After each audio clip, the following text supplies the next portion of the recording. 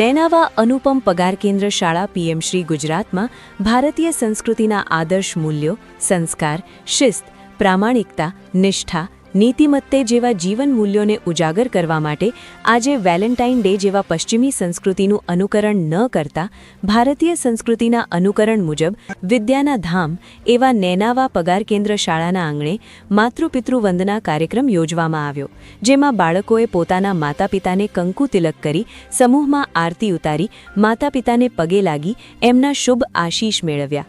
આમ ભારતીય સંસ્કૃતિના આદર્શને ઉજાગર કરતો માતૃપિતૃ વંદનાનો સુંદર મજાનો કાર્યક્રમ ખૂબ ઉત્સાહિક રીતે ઉજવવામાં આવ્યો હતો. Bureau chief Arvind Rana, Banaskantha. સાહેબ, આજ વેલેન્ટાઇનના દિવસે સ્કૂલમાં શું પ્રોગ્રામ રાખવામાં આવ્યો હતો?